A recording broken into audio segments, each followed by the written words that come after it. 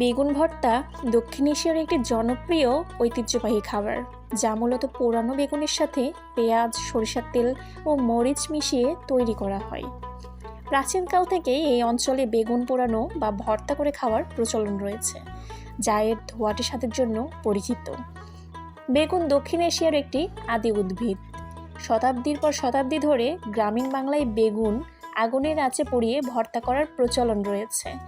বাংলাদেশে সরিষার তেল ও কাঁচামরিচ দিয়ে মাখানো ভর্তা বেশি জনপ্রিয়। বিহার ও উত্তরপ্রদেশে এটি লিট্টির সাথে খাওয়া হয়। এটি মূলত একটি নিরামিষ, সাধারণ কিন্তু সুস্বাদু খাবার, যা কাঠকয়লা বা সরাসরি আগুনের ওপর বেগুন পুড়িয়ে তৈরি করা হয়, যার ফলে এর একটি বিশেষ ধোঁয়াটে সুগন্ধ তৈরি হয়। ভর্তা শব্দটি মূলত কোনো কিছু পিষে বা চটকে তৈরি করা খাবারকে বোঝায়। বেগুন ভর্তা কেবল একটি খাবার নয়, বরং বাংলার সাধারণ মানুষের ঘরোয়া সংস্কৃতির একটি অংশ, যা যুগ যুগ ধরে জনপ্রিয়। গল্প করার পাশাপাশি আমি দেখতে পাচ্ছেন বেগুনগুলো কিভাবে ম্যারিনেট করছি। মূলত আধা ঘন্টা আগে যদি আপনি এটি ম্যারিনেট করে থাকেন, তাহলে এই বেগুন ভাজাতে একটু কম হলেও তেল লাগবে। মানে তেলটা বাঁচানোর একটি টিপস আপনাদের সাথে শেয়ার করে দিলাম। আজকে মূলত পোড়া বেগুন বা ভাজা বেগুন যেটাই বলেন না কেন, বেগুনের ভর্তা বানাচ্ছি।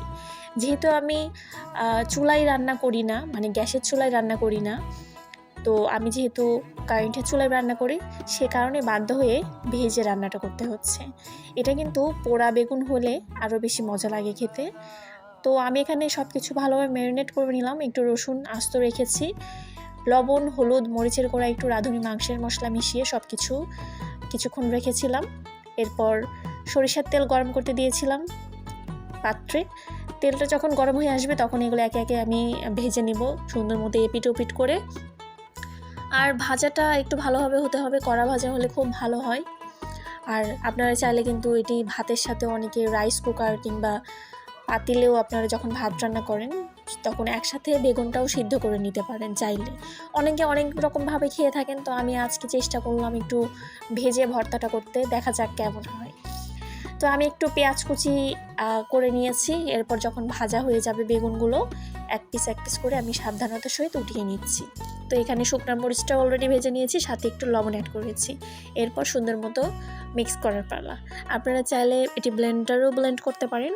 তো আমি এখানে হাত দিয়ে ম্যাশ করে নিচ্ছি। ভর্তাটা মূলত হাতের ছোঁয়ায় একটু বেশি টেস্টি হয়। তো দেখতে পাচ্ছেন কেমন লাগছে। গরম ভাতের সাথে কিন্তু এই ভর্তাটা বেশ ভালো লাগবে। অনেকে কিন্তু বিভিন্ন রুটি দিয়েও এটি পছন্দ করেন খেতে। আপনারা কে কী দিয়ে খেতে খুব বেশি ভালোবাসেন অবশ্যই কমেন্ট বক্সে জানাবেন, আর বাসায় ট্রাই করবেন। ধন্যবাদ।